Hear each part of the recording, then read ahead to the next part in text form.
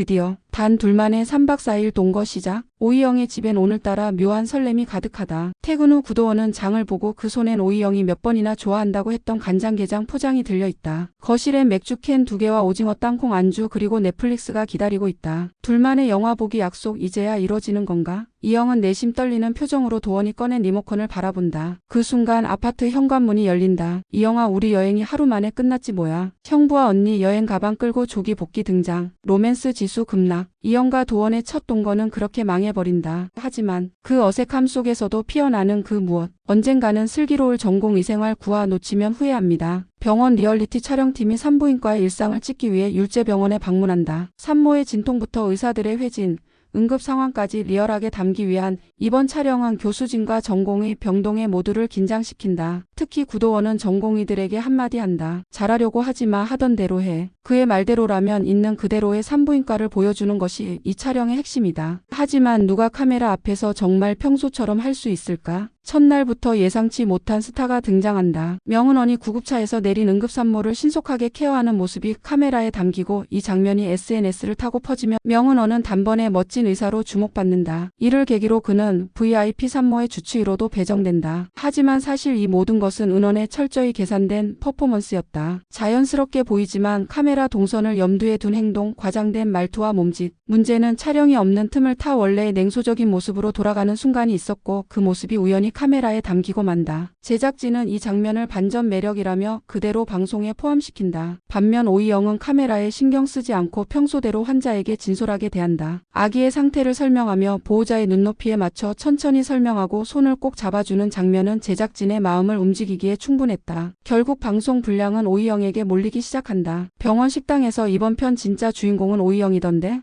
라는 말이 돌고 명은원은 또 오이영을 시기한다. 명은원은 VIP 산모의 주치의가 된다. 겉으로는 친절하고 자신감 넘치는 태도로 산모에게 다가가지만 그 이면엔 카메라 의식이 깔려있다. 이 산모는 특히 아기의 무병장수를 믿는다며 자연분만을 고집한다. 명은원은 자연분만이 충분히 가능할 것 같다며 자신 있게 말하고 산모의 요청을 오이영에게 넘긴다. 오이영 선생, 자연분만 할 거니까 잘 준비해 라는 식의 권위적 지시까지 덧붙이며 말이다. 문제는 정작 명은원이 산모의 상태를 제대로 체크하지 않았다는 것. 단순한 컨디션이 아니라 복합적 위험 요인이 존재했음에도 불구하고 VIP라는 이유로 무리하게 자연분만을 추진했던 것이다. 오이영은 수치를 보며 조심스레 경고했지만 내가 주치의야 라는 명은원의 말에 결국 입을 닫는다. 그리고 예상대로 상황은 터진다. 갑작스런 출혈과 태아 심박 저하, 분만장에서 긴급콜이 울리고 모든 스태프가 뛰어든다. 결국 제왕절개 수술로 전환. 다행히 아기는 건강하게 태어났지만 산모는 출혈로 위험한 고비를 넘겨야 했다. 서정민 교수는 분노를 감추지 못한다. 명은원 선생, 산모 상태 체크는 누가 했습니까? VIP도 환자입니다. VIP 환자에게 잘 보이려고 하다가 사고 나는 건 절대 용납 못합니다. 카메라 앞에서의 자신감은 사라지고 명은원은 고개를 떨군다. 사비는 요즘 전공의 생활이 그 어느 때보다도 버겁게 느껴진다. 수술 준비 중 사소한 실수 하나로 2년차 선배에게 호되게 혼나고 만다. 연이어 이어지는 지적과 질책에 자존심은 바닥을 친다. 의국으로 돌아온 사비는 결국 주먹을 불끈 쥐고는 이영에게 넋두리를 쏟아놓는다. 선배가 무슨 진짜 교수야? 사람을 꼭 바보 만드는 것 같아. 그 옆에서 듣고 있던 이영도 한숨을 쉬며 맞장구 친다. 명은원도 별반 다르지 않아. VIP 산모 맡았다고 요즘 자기가 교수야, 교수. 두 사람은 의국 구석에서 뜨거운 커피 한 모금을 나누며